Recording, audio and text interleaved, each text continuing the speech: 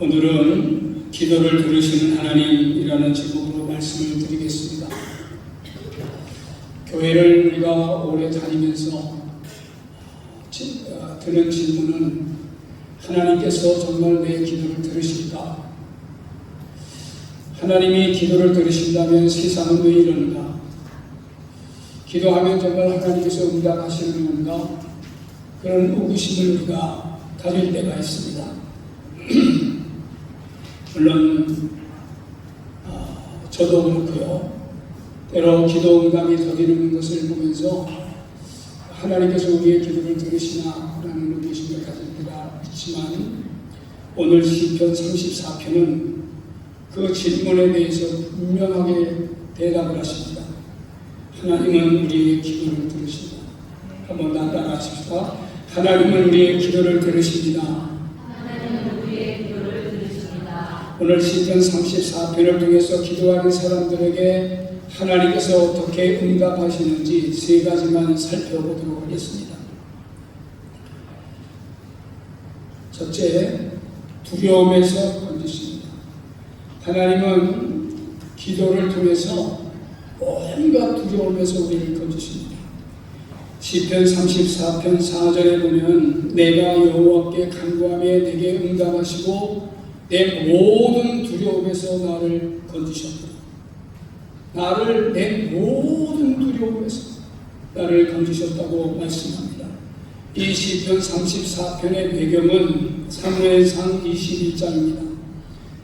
다윗은 아무런 까닭 없이 어려움을 당했습니다. 사울 왕의 시기로 말미암아 사울 왕이 다윗을 죽이려 하기 때문에 다윗은 도망갈 수밖에 없었어요. 광야를 도망갔고 불송으로 도망갔지만 끈질기게 사울은 쫓아갑니다. 여러분, 큰 힘을 가진 정권이 한 사람을 잡기 위해서 메모라오면은 그거 어떻게 견디겠어요? 그래서 다윗은 이스라엘 본국에 있으면은 뭐 도저히 견딜 수가 없으니까 적국인 블레셋으로 도망갔습니다. 그 블레셋 가드라고 하는 곳으로 도망을 갔는데 그 가드는 그 자기가 죽인 골리앗의 고향이에요. 그래 골리앗의 고향인 가드 사람들은 자기의 영웅이었던 골리앗이 다윗이라고 하는 사람에 의해 죽었다 하는 것을 다 알고 있습니다. 근데 하필이면 도망하는 곳이 그 가드로 도망갔습니다. 그러더니 그 가드 사람들이 다 다윗을 알아보잖아요. 저거 다윗 아니냐? 그러니까 본국에서는 사울왕에 의해서 죽는 지경에 이르렀고 도망간 데가 하필이면 가드 땅으로 도망갔는데 거기는 이 골리앗의 고향입니다. 다 자기를 알아보는 거예요. 그러니까 살려고 담벼락에 사람들이 오게 되면 담벼락에 딱 붙어가지고 수염이 긴 수염 밑에 침을 질질 흘리면서 손바닥으로 담벼락에 뭐 글씨를 써가면서 미친 척을 했다. 다윗도 그 심중이 얼마나 두려웠겠습니까? 여기 가도 자기를 죽이려는 사람, 여기 가도 안전하지 못하고요. 하나님께 구했습니다. 미친 척을 하면서 하나님 두렵습니다. 나를 좀 살려주십시오. 이 모습을 본 아기스 왕이 저거 다윗이 저거 완전히 미쳤구나. 저 미친 사람을 죽일 데가 없어서 여기까지 데리고 왔느냐 하면서 쫓아보냈습니다. 나중에 다윗은 알았습니다. 그가 그 원수들에 둘러싸여 있어서 막 두려움에 엄습하는 가운데서도 미친 척을 해가면서 오싹해가는 그 두려움 속에 하나님께 간구했더니 하나님께서 모든 두려움에서 건지셨도다. 이게 고백하는 겁니다. 사랑하는 성도 여러분, 우리 모두는 다 두려움을 경험합니다. 미래에 대한 두려움, 실패에 대한 두려움, 질병과 죽음에 대한 두려움, 외로움과 상실에 대한 두려움. 우리가 이러한 두려움을 경험하는 이유는 우리가 전능자가 아니기 때문입니다. 우리는 환경의 지배를 받고 제한된 공간 속에 묻혀 있습니다. 예상치 못한 일이거나 일을 만나거나 내가 해결할 수 없는 일을 만날 때 우리는 두려움이 우리 속에 싹트고 있는 것을 보게 됩니다. 그런데 두려움이 계속해서 엄습할 그때 하나님이 우리에게 말씀하시는 때 하나님이 이렇게 말씀하십니다. 나를 바라보라. 그리고 그 두려움의 문제를 가지고 하나님께 간구하라고 말씀합니다. 기도는 단순히 마음의 위로가 아닙니다. 기도는 두려움 가운데서 하나님의 전능하심을 경험하는 순간이 됩니다. 그러므로 사랑하는 성도 여러분, 두려움을 만나지 않는 사람은 하나 한 사람도 없다면 두려울 때 우리가 할 수 있는 일은 하나님을 바라보면서 하나님 아버지, 나의 엄습된 두려움에서 나를 몰아주시고 평안을 주시옵소서 간구해야 하는 것입니다. 하나님은 또한 기도를 통해서 모든 혼란을 벗어나게 하십니다. 시편 34편 6절에 보면 이 권고한 자가 부르짖음에 여호와께서 들으시고 그의 모든 혼란에서 구원하셨도다.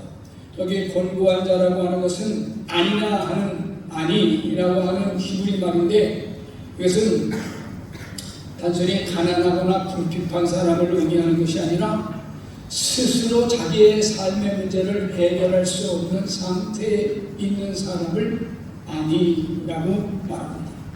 다윗은 바로 그런 상태입니다. 자기 힘으로 자기의 문제를 해결할 수 없는 상태에 지금 와 있습니다. 환난이라고 하는 것은 사방이 막혀서 숨쉬기조차 어려운 상태를 의미합니다.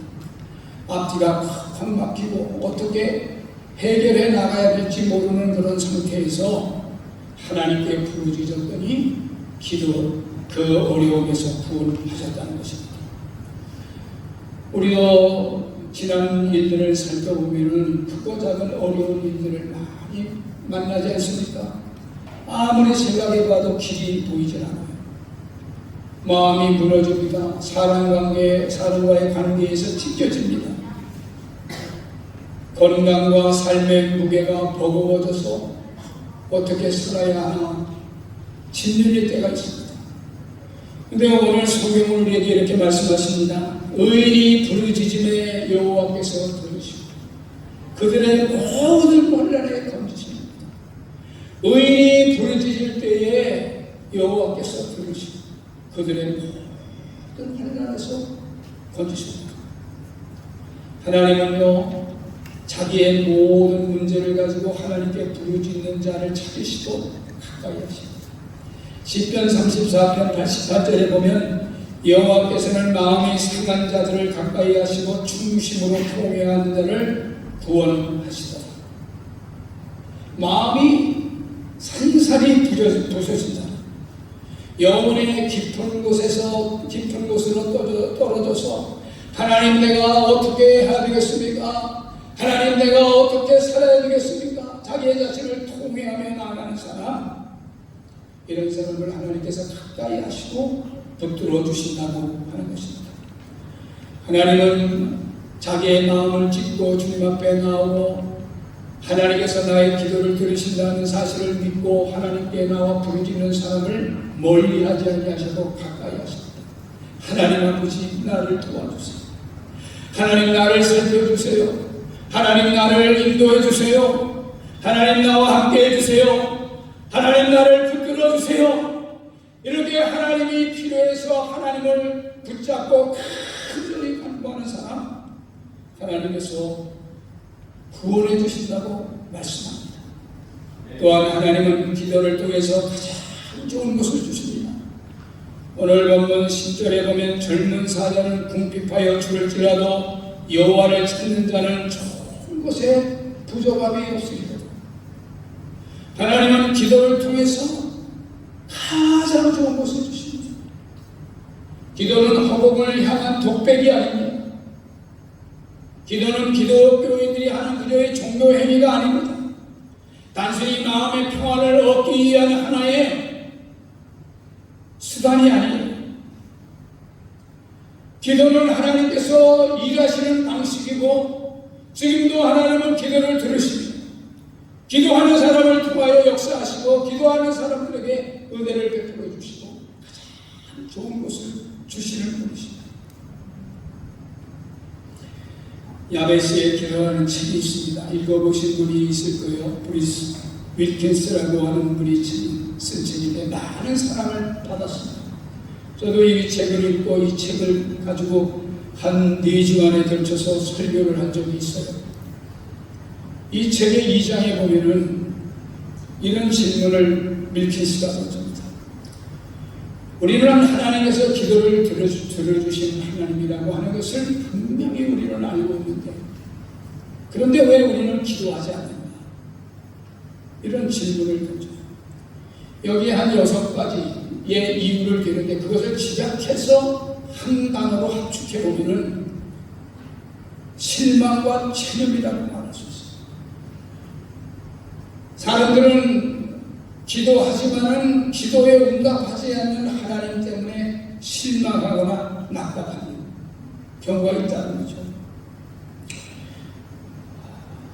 왜 하나님은 내 기도에 응답하지 않는데? 그래서 실망. 점점 기도하는 자리에 나와 있지 않고 체념해버린다는 거죠. 기도해도 달라지는 게 없더라. 기도했다면은 당신이 여태까지 그렇게 아픔을 가지고 있겠어? 다 내 할 것이지 뭐 기도한다고 들어주겠어? 이런 이야기들이 공변하게 내 마음을 두드리고 실망하고 체념에 쌓입니다. 그래서 기도는 형식적이 되고 하나님에 대한 기대는 사라지고 우리의 믿음의 삶은 이제 교회에 나와서 예배 드리는 그 자체로 만족하는지 모르겠습니다. 우리는 너무나 하나님을 작게 생각하고 하나님이 나의 삶에 역사하는 그것을 너무 과소평가하고 간과하고 있는지 모르겠습니다. 하나님은 살아계시고 전능자이시며 우리 생각에 담을 수 없는 분이니 우리는 그분을 기대해야 하며 우리의 믿음의 그릇으로 그분의 약속을 붙들어야 합니다. 사실 저도 제 젊은 날을 생각해 보면은 많이 기도를 하지 않았습니다. 어쩌면 제일 후회되는 삶이 있다면은 기도를 너무 많이 하지 않고 내가 내 삶의 계획을 스스로 세우고 헤쳐나가려고 했던 많은 지난 날들이 후회될 때가 많습니다. 정말 기도를 하지 않았습니다. 왜냐하면 그것은 실망과 체념이 제 삶을 더 두려웠기 때문입니다. 왜 기도하는데 하나님께서 학비를 주지 않으십니까? 왜 기도하는데 하나님께서는 우리 가정에 이런 어려움을 가중시키는 것입니다. 기도를 하고 들어주신다. 이런 생각이 내 나를 전부 지배하고 있기 때문에 기도하는 자리에 쉽사리 다가오지를 못했습니다. 하나님이 들으신다는 믿음보다는 내 방법과 내 생각이 앞섰습니다. 시간이 지나면서 깨닫게 된 사실은 내 힘에는 한계가 있다는 것입니다. 제가 학비가 없어서 고민을 했지만 공부는 다 했습니다. 쌀이 떨어질 때도 있었지만 굶지 않았습니다. 옷을 살 옷들이 부족했지만 옷 때문에 달려벗고 다닌 적은 없습니다. 사실 기도하지 않을 때는 인간적인 생각만 커집니다. 지난날 보면 기도하지 않고 내 스스로 생각해서 결정해갖고 무엇을 하려고 할 때는 두려움과 염려와 불평과 의심 이런 것들이 내 마음을 가득하게 지배하고 있었습니다. 그러나 하나님께서 기도를 요청하시고 네가 나에게 나와서 부르짖어 간구한다면 내가 들을 것이다. 구하라 그리하면 내가 너에게 줄 것이다. 이런 천종의 두 손을 들고 하나님 아버지 기도하겠습니다 하면 다 달라집니다.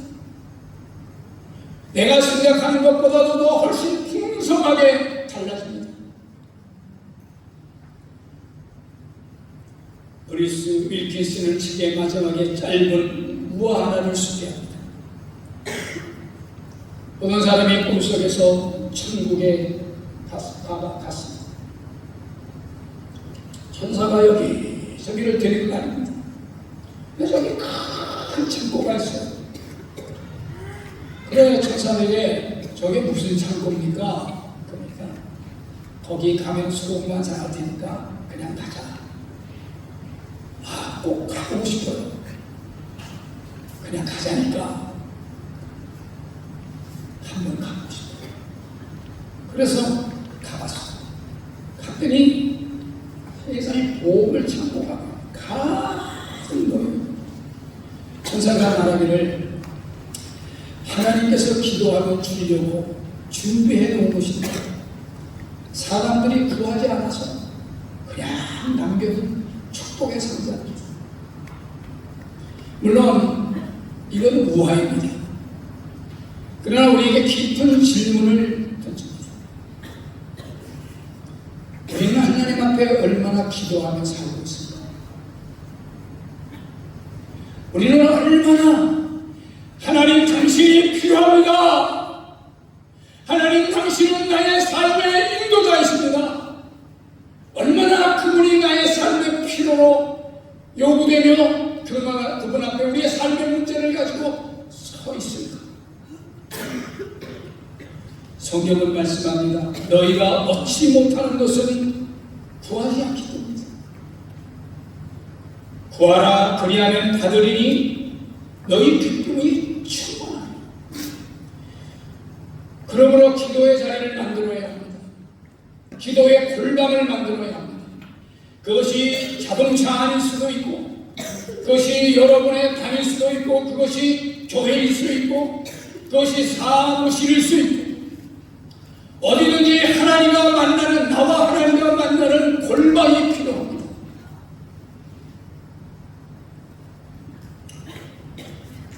기도 없이 신앙생활을 올바르게 할 수 있는 사람은 한 사람도 없습니다.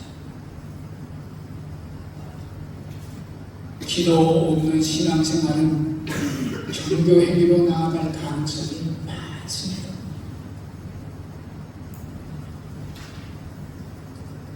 기도는 종교적 행위가 아니고 기도는 하나님과 동행하는 믿음의 삶이며 하나님이 일하시는 통로입니다. 기도가 사라지면 인간의 목소리만 커지고 인간의 생각만 난무합니다. 그러나 기도하는 자리에는 하나님의 역사심이 넘칩니다.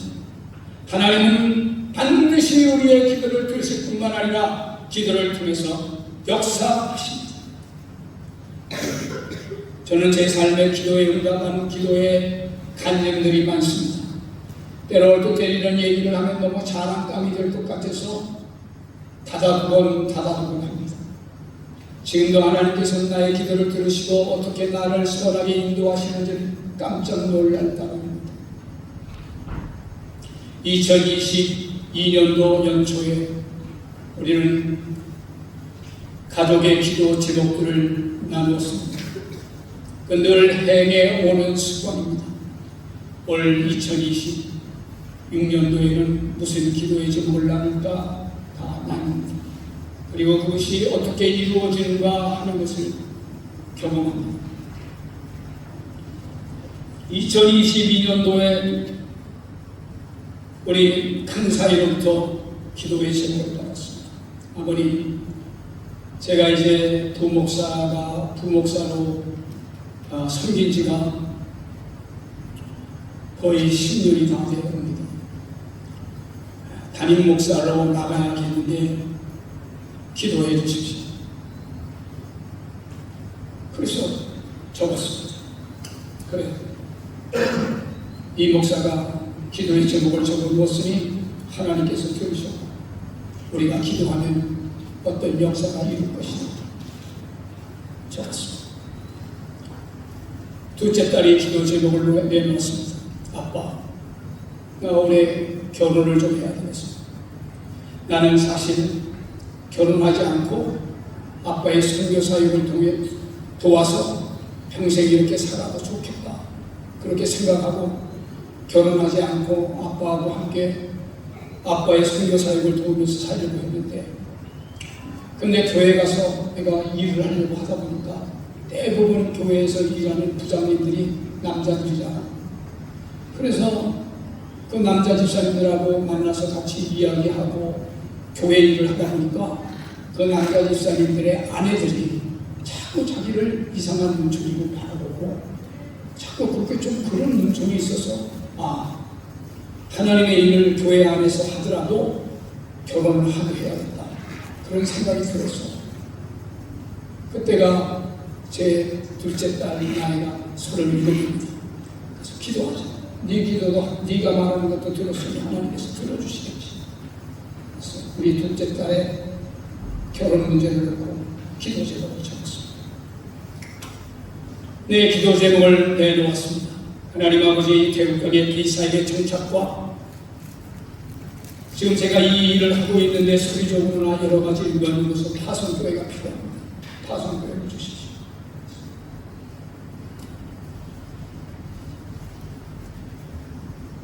부목사에게 담임 목사가 된다는 것은 어려운 일입니다. 한국교회에서는요. 한국교회에서는 단독목회 자리로 담임 목사가 되는 것은 어려운 일입니다. 참 기가 막힌 일로 담임 목사로 목포에 있는 주향교회라고 하는 교회 담임 목사로 청빙받았습니다. 둘째 딸은 그 이듬해 결혼했습니다. 저는 비 코리아 포 타일랜드를 만들었고 파송교회가 세워졌습니다. 크고 작은 많은 일들이 기도의 응답으로 삶이 채워지고 있는 것입니다.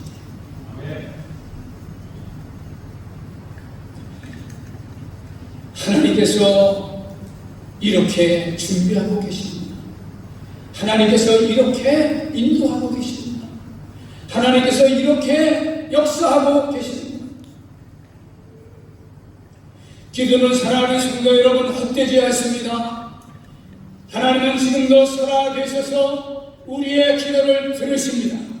그러므로 파타야 한인 교회의 입에서 나오는 말들은 기도 응답에 대한 간증으로 채워지기를 주님의 이름으로 축원합니다. 여러분의 인간의 생각에 말로 정철되어지는 이야기가 아니라 내가 하나님 아버지 앞에 간구하고 기도했더니 하나님께서 나의 기도를 이렇게 들어주셨구나 하는 그런 이야기가 여러분들이 모일 때마다 그런 이야기로 정찰되고 이어지고 정찰되고 이어지고 기도로 세워지는 신령 가정 교회가 될 수 있기를 주님의 이름으로 축원합니다. 사랑하는 성도 여러분, 기도는 종교행위가 아니에요. 기도는 살아계신 하나님과 동행하는 삶입니다. 두려울 때 기도하십시오. 길이 보이지 않을 때 기도하십시오. 눈물의 알풀을 가릴 때 기도하십시오. 하나님은 지금도 우리의 기도를 들으십니다. 우리의 기도를 들으시는 하나님을 붙잡을 때 모든 것이 우리가 생각하는 것보다도 풍성하게 하나님께서 허락하십니다. 가장 좋은 장소는 교회입니다. 일주일에 한 번 교회를 들려서 퇴근할 때 들려서 기도해도 좋고, 출근할 때 가다 들려도 좋고, 이 문을 열고 들어서서 하나님, 이렇게 하나님, 이 말만 해도 하나님께서 우리의 마음을 다 만지십니다. 정시간이 없어 볼 때 어느 한 시간, 어느 한 3분 5분이라도 주님의 이름을 부르는 여러분의 골방을 만드시기를 주님의 이름으로 축원합니다. 사랑하는 성도 여러분, 우리 모두 다 기도의 끈을 붙잡고 기도를 들어주시는 우리 하나님 아버지 앞에 서서 기도하면서 기도 응답의 기쁨을 누리는 귀한 은혜들이 있기를 주님의 이름으로 축원합니다. 기도하겠습니다.